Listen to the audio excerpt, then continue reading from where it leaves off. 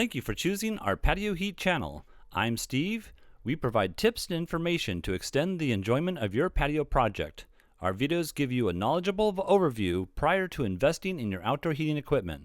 Whether you are a professional or owner-builder, we provide specific details for optimum heat coverage for your application.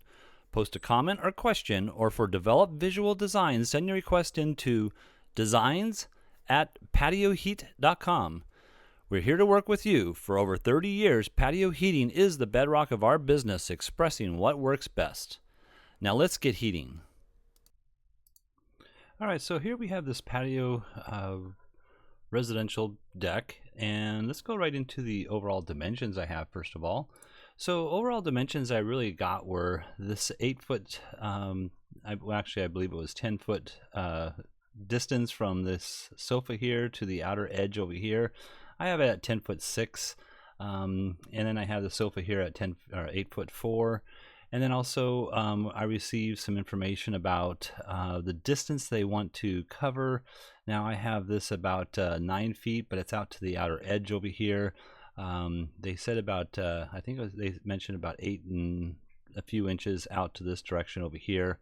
But the overall dimensions that I really made were 12 foot this direction here to the post, or 13'6" to the outer edge of the deck. And then I have this total section here of 23 feet from the center post here to the center post over here, and then 10'6" to this post here, center post here. Also, I have these heights that I did receive, which were from the deck finished floor here to the bottom of these beams going across here at 8'2", and then the top section up here at 9'3".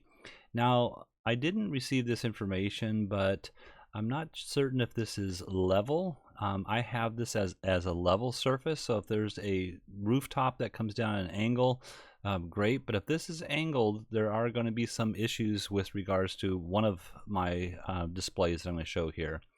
We have a couple of seating areas. We have these reclining areas here, sofa and chairs. There is a fire pit right around here, and let me go ahead and take off the dimensions I have.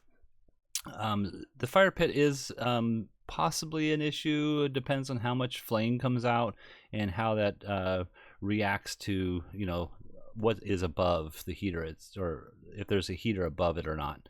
So let's go ahead and look at the first option that this customer actually believes that would work good for his application, and I think this is the 6,000 watt unit.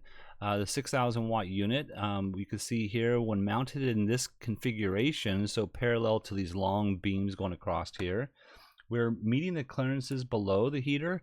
The clearances below the heater is 18 inches on all 4 sides. So we have, you know, the left, right, front, and back.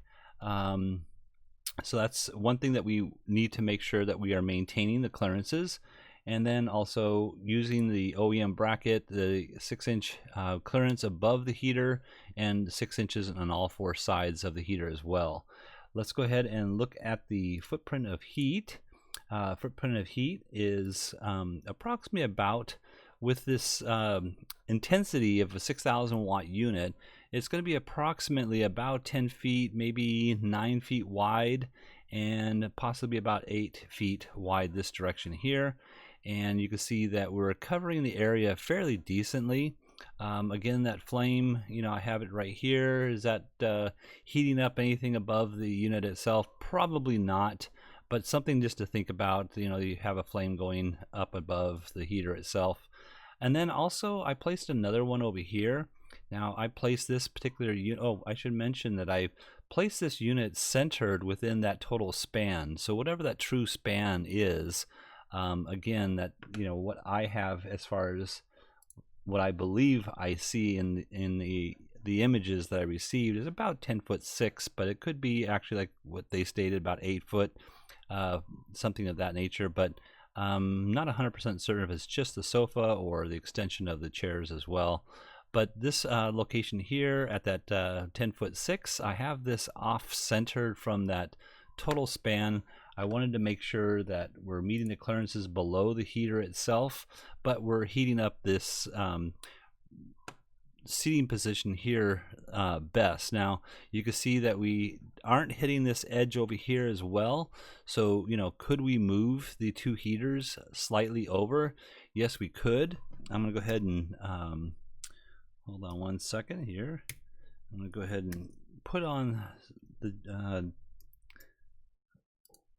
image here so we can see what that true movement would be like. So that would be 18 inches from the edge of the heater to the clearance or combustible surface here, and now you can see that we're heating up that area a little bit better over here, but we're missing a little bit on this outer edge right here. So that's the only thing that's throwing it off as far as, is it best to move both of them, or what would be the better benefit. So another thing is that this is infrared. Infrared is light waves.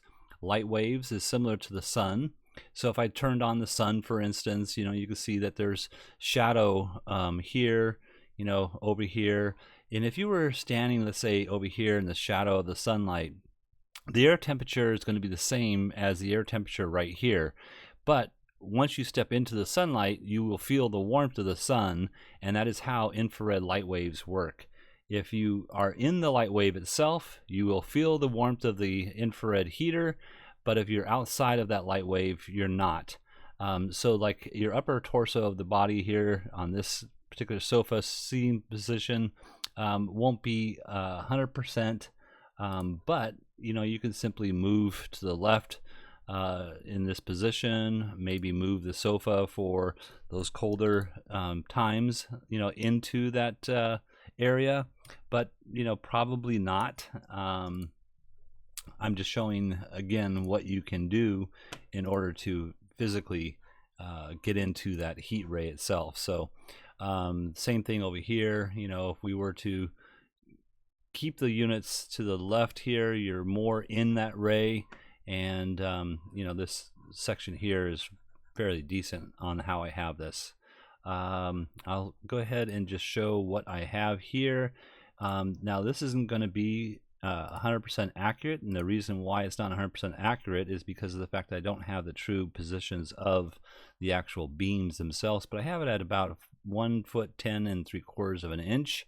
And I'm just going to go ahead and show, this is a 2D drawing here, for instance, and you can simply see if we have the true dimensions on a 2D drawing, we can really work out what would work best for the application itself. So here's another viewpoint of that 2D drawing.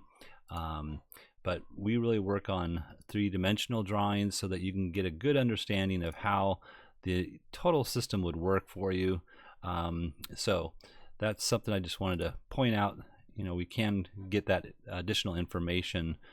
We can come up with a better application for you.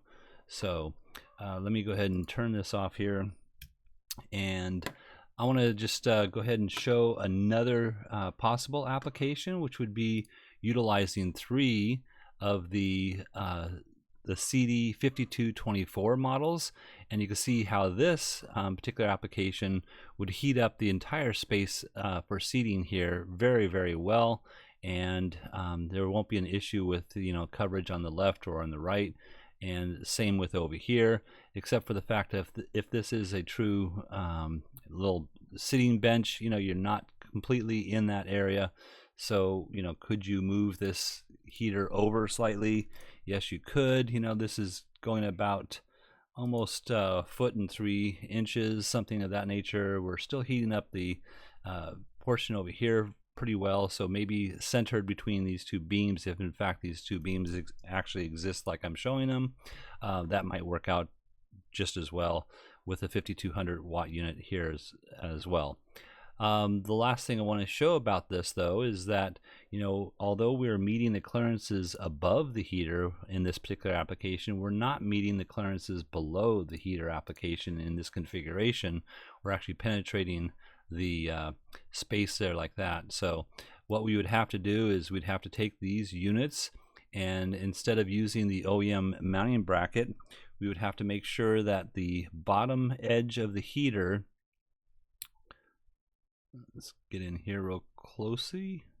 There we go. And the bottom edge of the heater is at the same elevation as the bottom of these beams here. And that, again, another thing is I don't have the true dimension of this outer beam, you know, so just to show what I have here, that's 13 inches tall. So I'm not completely certain if that's 13 inches.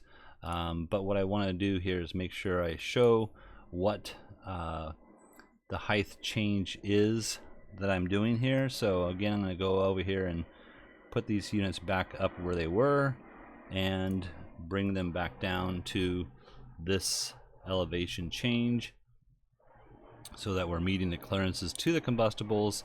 That's approximately 4 inches. So that's, again, you want to make sure that you're using or meeting the clearances on the outer edge of the heaters themselves. So that would work out well with the 5200s, and I moved those down 4 inches from what I had before.